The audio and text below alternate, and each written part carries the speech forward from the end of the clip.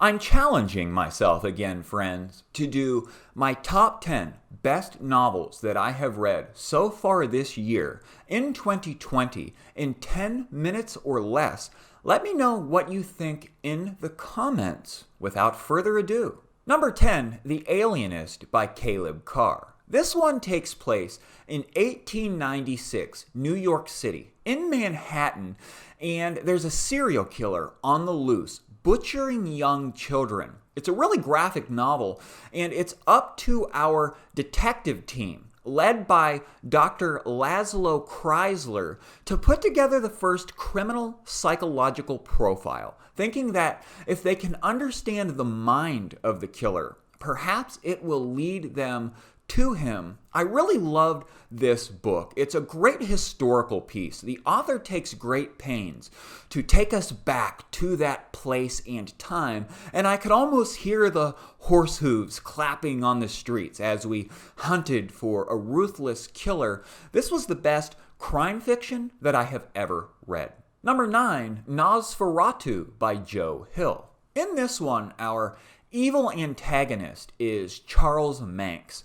Charles Manx has created within his mind this place called Christmasland, where he likes to take young children to live with him there forever. It's basically hell, this Christmasland.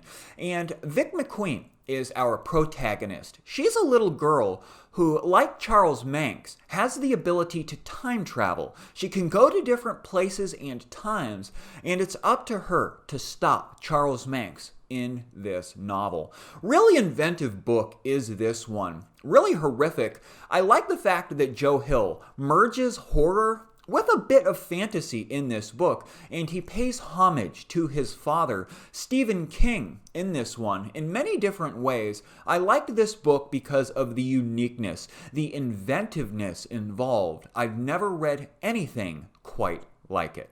Number 8, The Clan of the Cave Bear by Jean Auel. In this one, we have a little girl named Ayla, who is a Cro-Magnon girl, and she's separated from her Cro-Magnon family, only to be taken in by a Neanderthal family. Ayla is much smarter and more beautiful than the Neanderthals around her. She's more evolved, more modern human-like, and this is her story. It's a drama about her life among the Neanderthal people, and it's an extremely dramatic, heartfelt novel. I was shocked by how much I enjoyed this one. I loved the relationships in this one. The old magic man, Kreb. This was absolutely fantastic because of the characters and the relationships and the tear-jerking nature of this one, and it was a fantastic visual experience in my mind's eye. The author took great pains in this one to try to get the prehistoric aspects of life correct, and I absolutely loved it. Number 7, Seas of the Night by Dean Koontz. In this one, we're with Christopher Snow, a man who has a unique medical condition called xeroderma pigmentosum, or XP, and he's very sensitive to sunlight. He has to prowl the night in Moonlight Bay, California, and children start disappearing in this novel, and it all involves the abandoned military base of Fort Wyvern. Snow and company investigate the disappearances, and before they know it, they are experiencing mayhem at Fort Wyvern. I loved this book. It's the second installment in a trilogy, preceded by Fear Nothing, and there's a lot of just crazy stuff going on in this book. Monkeys that are kind of human-like. Time travel is a theme that really works in this book. This is my favorite book of all time by Dean Koontz, and it's a great paranormal horror novel. Number 6, The Time Machine by H.G. Wells. What a joy it was to read this predecessor to the science fiction novel. In this one, there's a time traveler. He's referred to as only that, and he's created this machine. and he's telling a group of friends about this time-traveling machine that he has devised, and they don't really believe him. They're really skeptical, but it turns out that he really does create a time machine, and he explores a bunch of different stuff, and he gets stuck in the future. Doesn't know how he's going to get back, and he has to live in the future with an evolved species of human called the Eloi. And it's a really interesting inventive tale by H.G. Wells. I really liked this one. The time traveler has a conundrum. He's stuck back in time, and I really liked the character interactions in this. Really bizarre stuff going on back in time with H.G. Wells, and the time traveler is like a genius. He's a really witty, smart guy, and this one was a real fun read for me.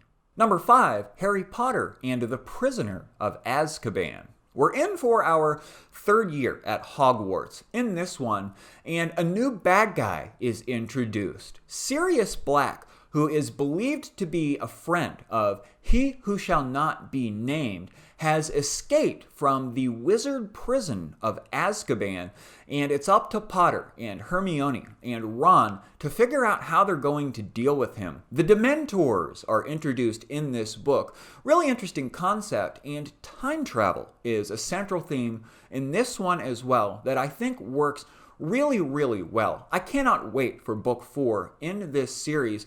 I really liked this one because it seems like the kids are starting to mature a little bit, and it didn't feel like it was a rewrite of the first two. I thought it was unique, and that it was brilliant, and that it was just fantastic. Number 4, A Study in Scarlet by Arthur Conan Doyle. This is the first book of the Sherlock Holmes series. We get to meet Sherlock and Dr. Watson, and Sherlock Holmes is a detective who other detectives come to for help when they cannot solve their cases.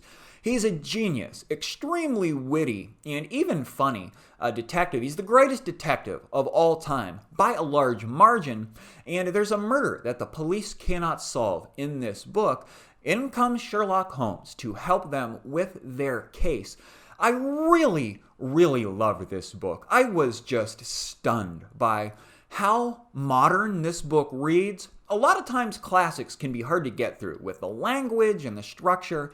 Not so with Arthur Conan Doyle. I loved going on the murder mystery adventure in this one, and it was one of the best books that I have ever read. Sherlock Holmes is a credit to literature. I loved this one, and I highly recommend it. Number 3, Number the Stars by Lois Lowry. This is a YA novel, and it takes place in Denmark during World War II, and it involves the saving of the Denmark Jews, getting them to Switzerland. This was a real historical event, and this is a historical novel.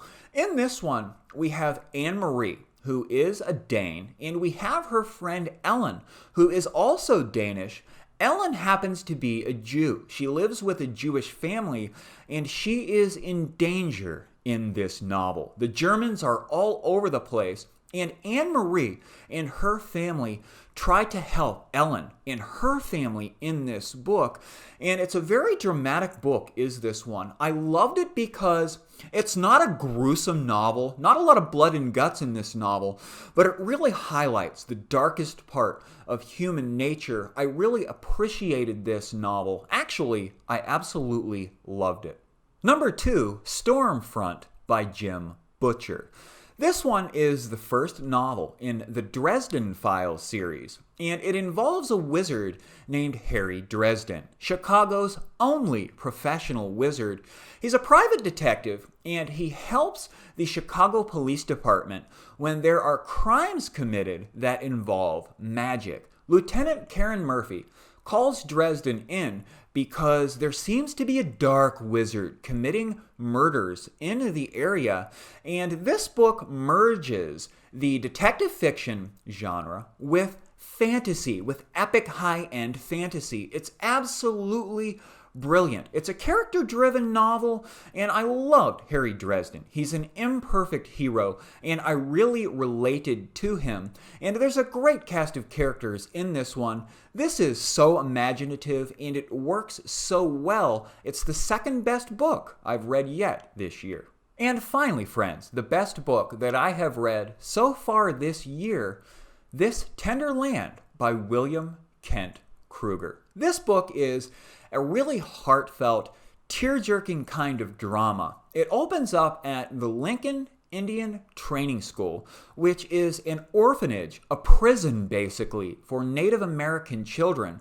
And as the novel opens up, our characters escape from there, and they go on a journey. Odie O'Banion is our narrator, and they stop at different places, and they have a lot of problems in this book.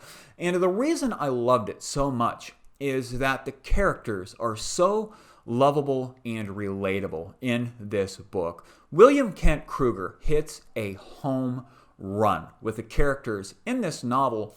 A really great novel is an experience for the reader, and this one absolutely was for me. Well, there you have it, my friends. My top 10 best fiction books that I have read so far this year.